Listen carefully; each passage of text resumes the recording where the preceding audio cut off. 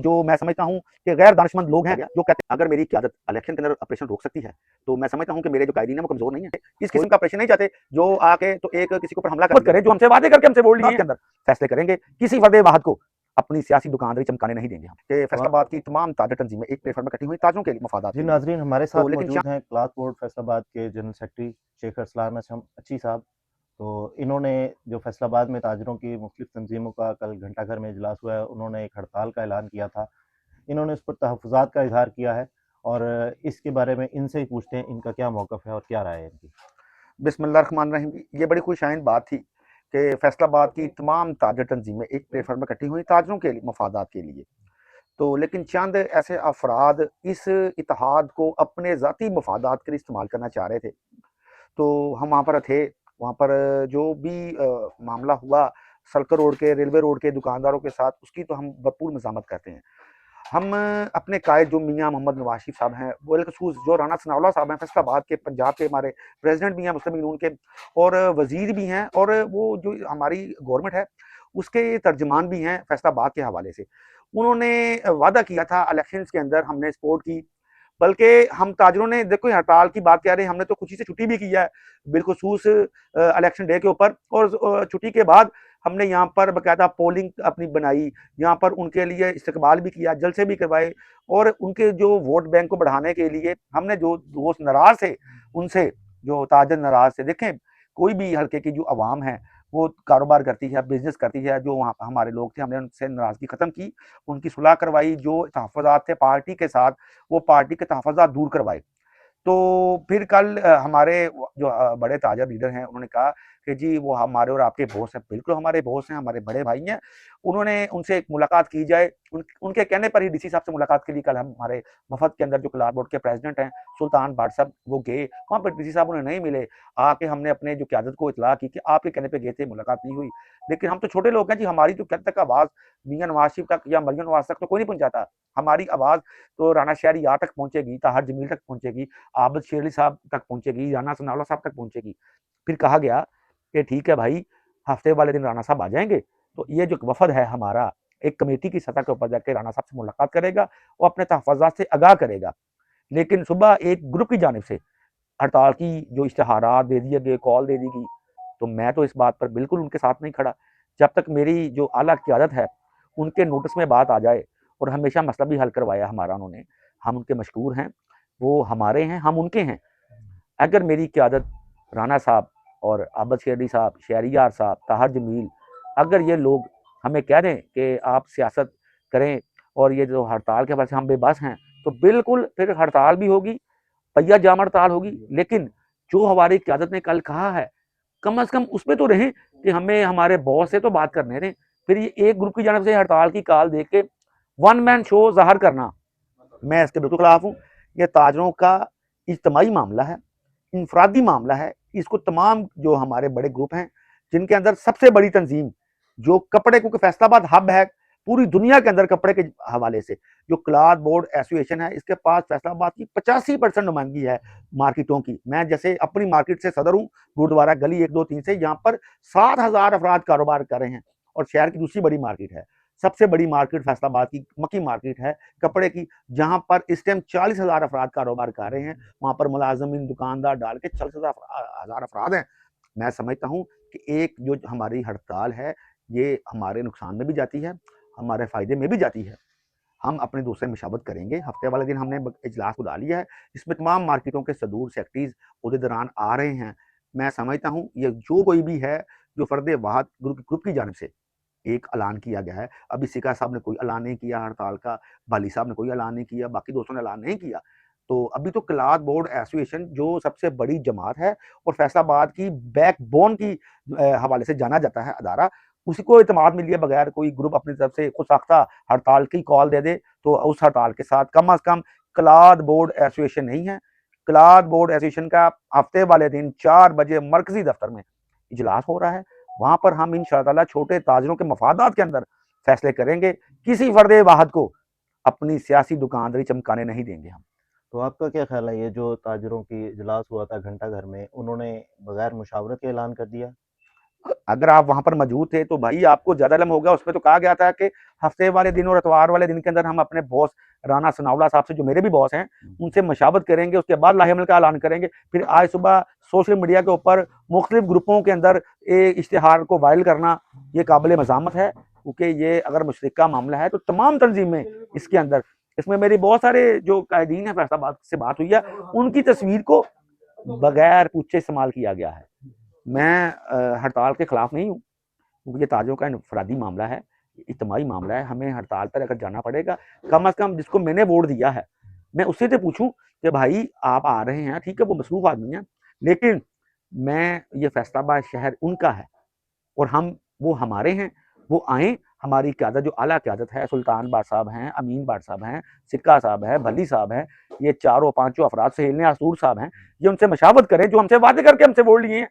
हमने भी अपने जो नीचे दुकानदार है, देखें भाई, एक दुकान का जो किराया है ना, वो 1 से सवा लाख 1.5 लाख तक किराया चलता है। वहां पर मुलाजमीन 38,000 रुपये तनख्वाह तो गवर्नमेंट ने अलाउड की हुई है, वहां पर 17,000 की तनख्वाह वाला भी शख्स है। अगर किसी छोटे दुकानदार को अगर उसकी दुकान एक दिन बंद रहती है तो उसका जो लॉस है वो पूरा नहीं होता।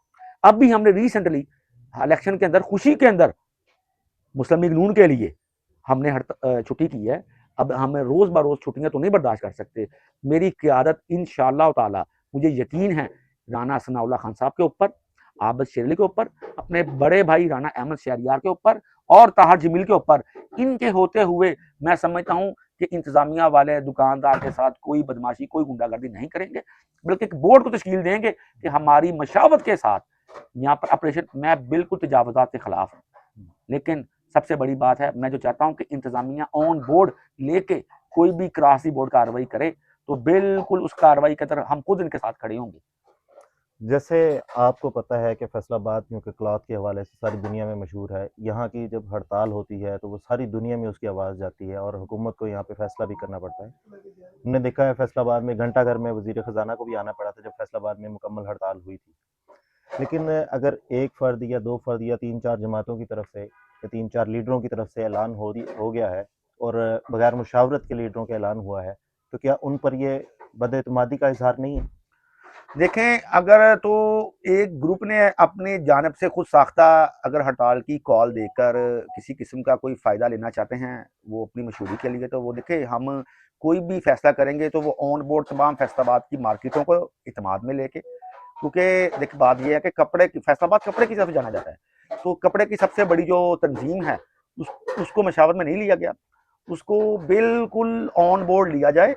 और क्योंकि मसला तो ये हमारा है, मैं ये समझता हूँ कि अगर सर्कल रोड पर या रेलवे रोड पर किसी एक दुकानदार को, वो भी दुकानदार हमारा भाई है, हम उसके खिलाफ नहीं है, बिल्कुल ऑपरेशन नहीं चाहते, इस किस्म का ऑपरेशन नहीं चाहते जो आके तो एक किसी के ऊपर हमला कर दिया जाए। हम अपनी क्यादत को कम अज कम एतमाद में लेना चाहते हैं। हमने उन्हें वोट डाला हुआ है, हमारा उनसे वादा हुआ है, जो उनसे वादा हुआ है वो भी ऑन दी रिकॉर्ड पड़ा हुआ है। राना शहरियार साहब अभी अभी हलफ उठाया भाई ने, ताहर जमील साहब ने, आबद शेरली साहब ने, 2 हफ्ते और इतवार वाले दिन यहाँ फैसलाबाद में ही होते हैं। तो इंशाल्लाह ताला हमें यकीन है कि वो हमें इत्मीनान में लेके जो भी इंतजामिया हमारे साथ तावन करेगी, तो एक दफ़ा हम अपनी जो आला क़यादत को अपना पैगाम देना चाहते हैं, उसके बाद जो क़यादत फैसला करेगी इंशाल्लाह हमें यकीन है कि हड़ताल की नौबत नहीं आएगी इंशाल्लाह। क्योंकि ऐसे देखा गया है कि जब एक कामयाब हड़ताल हो तो मुतालबात मनवा लेते हैं, लेकिन अगर नाकाम हड़ताल हो तो जिनके खिलाफ जिस भी इदारे या जिस भी इंतजामिया के जिस एक्शन के खिलाफ हड़ताल हो, वो उस पर और सख्ती से कारामद हो जाती है। वो तस्लीम कर लेती है, वो ये मान लेती है कि ताजिर आपस में मुत्तफिक नहीं है और डिवाइड एंड रूल वाला फार्मूला अपना लेते हैं। क्या ऐसे नहीं देख रहे आप इसको? नहीं, मैं ऐसे नहीं देखता, ये जमहूरी गवर्नमेंट है जी, बिल्कुल कोई मार्शल नहीं है। मैं देखता हूँ कि कोई भी, इससे पहले भी ऑपरेशन हुए थे, इलेक्शंस के अंदर ऑपरेशन को रोका गया। अगर मेरी क़यादत इलेक्शन के अंदर ऑपरेशन रोक सकती है, तो मैं समझता हूँ कि मेरे जो कायदीन हैं वो कमज़ोर नहीं है। कोई भी डीसी, कोई भी कमिश्नर इतना बड़ा नहीं है कि जो मेरे कायदीन की जो बात है, जो एक बात मेरिट के ऊपर है, वो हम चाहते हैं कि ऑपरेशन हो, नजायज़ तजावज़ात के खिलाफ ऑपरेशन हो, बिल्कुल चाहते हैं। पर ये जो हमारी क़यादत हमसे वादा किया है, कम अज़ कम उसको तो देख लें। मैं तो एक सवाल करता हूँ अपनी आला क़यादत से, क्योंकि ताजर जो हैं वो 95% मियां मोहम्मद नवाज शरीफ के वर्कर हैं।